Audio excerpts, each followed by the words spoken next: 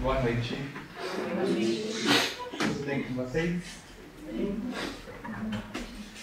Hoje eu vou conversar um pouquinho com vocês, não vou dar palestra, não, só bater um papo. Nós estamos estudando esse livro aqui, esse ano, chama Fonte Viva, para quem ainda não conhece. Nós hoje vamos tratar da lição 99. O nome dessa lição é Persiste e Segue. E, especificamente, nesse livro tem sempre um trecho bíblico e depois uma explicação que Chico precisou gravou por Emmanuel. E o trecho escolhido foi: portanto, tornai a levantar as mãos cansadas e os joelhos desconjuntados. Eu vou tomar a liberdade de ler com vocês essa lição, mas eu gostaria que, enquanto eu leio, que vocês pensem em alguma história. Pode ser bíblica, pode ser da vida de cada um. O lavrador, desatento, quase sempre escuta as sugestões do cansaço. Interrompe o serviço em razão da tempestade, e a inundação lhe rouba a obra começada, e lhe aniquila a coragem incipiente. Descansa em virtude dos calos que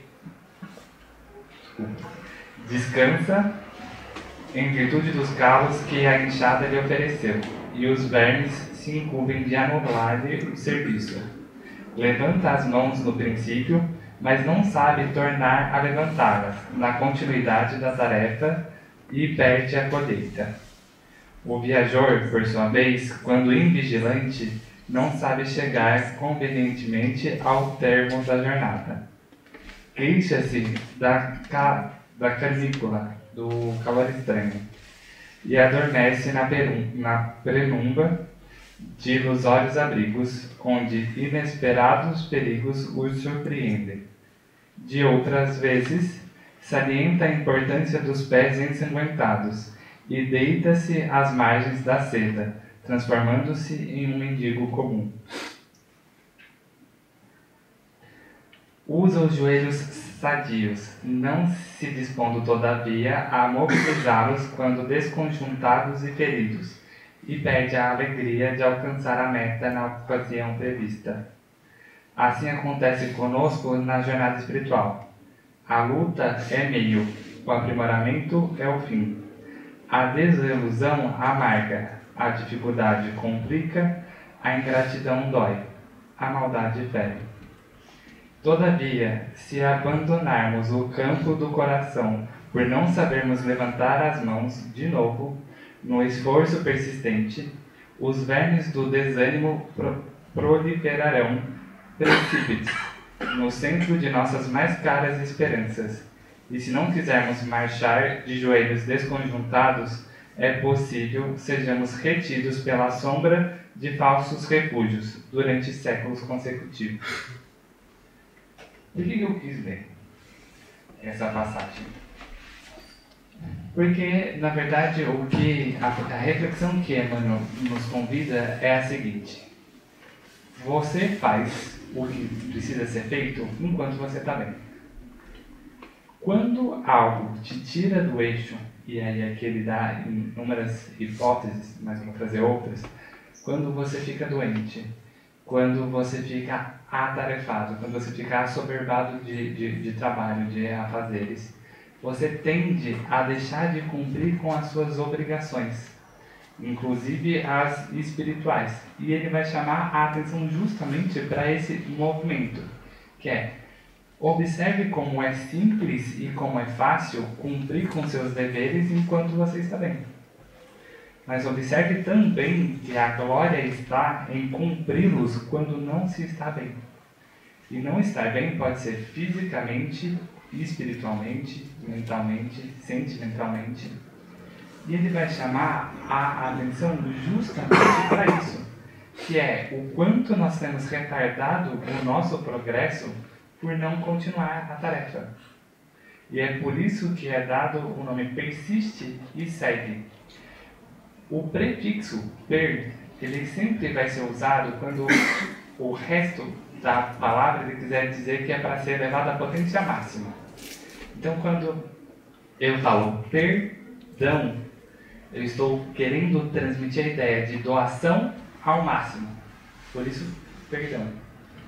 Quando eu falo persiste, ele quer dizer que eu devo me manter em movimento, me manter de pé, me manter, aqui no caso, trabalhando, na minha potência máxima, independentemente das condições que eu tenho aqui e agora. E aí, no meio disso, vai ser interessante porque a gente não conseguindo manter a nossa potência independentemente do estado físico ou psíquico, o estado que for, nós vamos arrumar desculpas. E aí, normalmente, começam a brotar toda a sorte de vício. Ah, eu não faço tal coisa, não é porque eu não quero ou porque eu sou fraco ainda, mas é porque o outro tem a vida mais tranquila, porque o outro tem mais dinheiro, porque o outro tem mais tempo. E aí, se você tomar a liberdade de tomar consciência disso, dá algo, dá uma tarefa para uma pessoa ocupada. Você vai ver que normalmente essa pessoa faz mais rápido, mais bem feito do que você dá para alguém que está muito tranquilo. Ele vai falar, depois eu faço, eu tenho o dia inteiro para fazer, eu tenho o tempo do mundo. E ele, além de ou não fazer, se fizer, vai ser mal feito.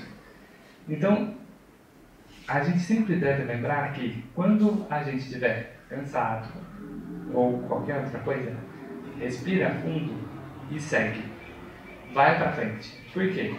Porque o desenvolvimento ele também se dá na situação de pressão, que é o que as pessoas gostam de falar bastante nos momentos de prova. Ah, eu não consigo. Agora você está passando por um momento de prova. E aí a sua vida parece que vira do avesso. Talvez seja, talvez não. Talvez seja apenas um reflexo da sua preguiça anterior, que agora você está colhendo os resultados. Mas independentemente de um ou de outro, se esforce para andar sobre isso. E aí eu fiquei pensando, né, que eu gosto muito desse exercício. Sempre gosto desse cara aqui, né? Eu acho ele gente muito boa. E aí eu olho e falo assim, vamos buscar o ensinamento de Cristo para essa lição em específico, que é de persistência e seguir. Se imagine na situação. A espiritualidade é tão bondosa que ela não nos permite, enquanto encarnados, normalmente, lembrar de como a gente vai desencarnar e quando a gente vai desencarnar. Talvez por conta justamente da nossa pouca capacidade. O que será que nós faríamos se a gente soubesse que fosse desencarnar do jeito X ou Y, ou se a gente soubesse a data? Tipo, eu sei que eu vou morrer amanhã. Aposto que muitos pensariam, vou no banco fazer um empréstimo, deixar a minha família inteira bem, eu vou ver que está tudo certo. É um pensamento. Mas olha que incrível, Cristo, ele chama os discípulos para orar com ele. Ele pede para que eles não cessem a oração e ele vai começar a ver tudo o que ele vai passar, a ponto de transpirar sangue, né? E aí, observem, ele é um dos maiores seres que passaram pela Terra, se não o maior. E mesmo assim, ele não ousou descumprir as ordens de Deus, mesmo podendo. E cumpriu seguindo o determinado. A ponto de quando chegam as pessoas, João todo afobado, né? Pedro todo afobado, pega a espada e arranca a orelha de um dos guardas. Isso fala, chega, e cura a orelha do guarda. E ele vai cumprir, ele vai ser levado, vai passar por tudo, vai passar por todo o açoitamento, vai ser crucificado e vai descer a nação dos mortos e daí por diante, que todos vocês conhecem. Mas observem que Cristo ele não deixou de cumprir com as suas obrigações. Tá, mas aí a gente vai pensar, mas Cristo é Cristo, né? o mais próximo de Deus, até onde a gente sabe, eu nunca vou ter uma audácia de me comparar com o próprio Cristo. Então, vou pegar um outro exemplo. Vocês já ouviram a história de Jó da Bíblia? Pode levantar a mão, só eu não vou fazer enquete. Eu, particularmente, sou apaixonado por essa história. Por quê? Para quem não conhece, quem que era Jó? Jó era uma pessoa temente a Deus que seguia a sua vida da forma mais reta possível. E aí, lá se conta que o demônio vai ter um diálogo com Deus e fala assim, ó, é o seguinte, Jó só faz tudo que ele faz pelo Senhor porque o Senhor deu tudo para ele. Me deixa testar Jó para ver se ele não deixa de ser fiel ao Senhor. E aí Deus, justamente conhecendo o coração de Jó, fala, pode testar, vai lá, confia em você. E aí eu brinco, né? Tipo, nada pode, dos planos de Deus até as coisas que supostamente vão ser horríveis, que eu vou passar aqui com vocês, teve a permissão de Deus ali. Então, Jó começa com... Ele tinha os filhos, 7 homens, 3 mulheres. Eles estavam na casa deles, bebendo, comemorando, e a casa cai, mata todo mundo, perde todos os filhos. Eu não sei vocês, eu não tenho filho, mas só de imaginar isso, meu coração já dói. Então, tipo, você perdeu os seus filhos. E ele continua, trabalhando, perseverante. O que acontece? É descrito que bolas de fogo caem do céu e matam todo o gado, as ovelhas, tudo, toda a criação dele. E ele era muito rico. Então, naquela época, a riqueza era demonstrada assim, e ele perde tudo. Então ele perdeu os filhos, perdeu a riqueza, e aí, gente, desculpa, mas eu sou advogado e já fiz bastante divórcios, e eu brinco, acabou o dinheiro, teve problema na família, a chance de divórcio é altíssima. Então vem a mulher de Jó e fala pra ele que ele tá louco, imagina. Que Deus é esse? Vai lá e blasfema esse teu Deus que faz tudo isso com você. Ele fala, eu não vou. Eu, sem entender o porquê, mas ele fala, não vou. Eu vou continuar aqui, perseverante. E aí vem uma coisa que é difícil, e é muito difícil na nossa vida enquanto encarnado, porque vem os amigos de Jó. E perdendo a família, perdendo todo o dinheiro, as riquezas, briga em casa com a esposa, ainda vem os amigos e falam, mas isso está acontecendo porque você é uma pessoa ruim, pelos pecados que você supostamente cometeu. Porque nessas horas aparecem os santos, entre aspas, que querem achar o diagnóstico da sua vida, né? Olha, conta disso. Foi isso daqui. E ele passa exatamente por isso. Os amigos vão falar para ele que ele é uma pessoa ruim. E aí depois ele fica doente, tem úlceras no corpo, tudo. Então ele chega no máximo da miséria terrena, acredito eu. E aí a figura do demônio lá vê que tipo, ele não vai descumprir. E ele desiste. Quando ele desiste, Deus reestabelece todas as coisas em abundância, em quantidades muito maiores do que ele já havia um dia. Por que eu estou contando essa história? Que justamente para relembrar esse aspecto importante do trabalho, dessa entrega verdadeira para o crescimento em todos os aspectos da vida emocional, espiritual, todos eles. A gente precisa ter em mente que as dificuldades criadas por nós, ou apenas vivenciadas por nós, existem para o desenvolvimento espiritual. Porque nós estamos encarnados aqui como se fosse em uma série. Estou na segunda série aqui. E estou passando pelas experiências necessárias para o desenvolvimento do meu espírito aqui. Eu gosto de fazer imagens que ficam mais simples.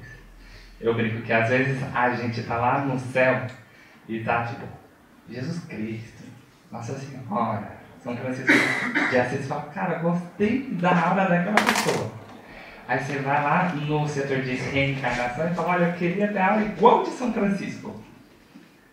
E aí ele fala, olha, talvez não convenha, você não quer pensar assim, vamos desenvolver seu plano encarnatório desse jeito, daquele jeito. E aí você desenvolve. E aí você se esquece de observar que o tamanho desses seres, a dimensão que eles possuem espiritualmente é justamente pelas vivências que eles tiveram. E pelo nível de amor que eles conseguiram entregar, apesar de qualquer coisa. E aí você fala, tá bom, entendi. Então eu vou sair daqui e eu vou amar todo mundo. Tá fácil. Vai, beleza. Mas chega em casa, seu marido, sua esposa, me deixou alguma coisa fora do lugar. Porque eu brinco que toda pessoa que é organizada acaba com desorganizada. Parece que é pré-requisito, né? Eu quero ver se não vai criar uma desarmonia do cão, simplesmente por conta de um copo, de um prato que está fora da pia. Então, o quão você consegue se entregar realmente ao amor, à entrega. E aí a gente precisa lembrar que Cristo ele está atento aos mínimos detalhes. Que aí tem a passagem da viúva, que eu acho que todo mundo aqui conhece, já ouviu falar milhares de vezes. Está todo mundo lá pondo dinheiro, e aí Cristo fala, nossa, essa mulher foi a pessoa que mais deu, essa viúva.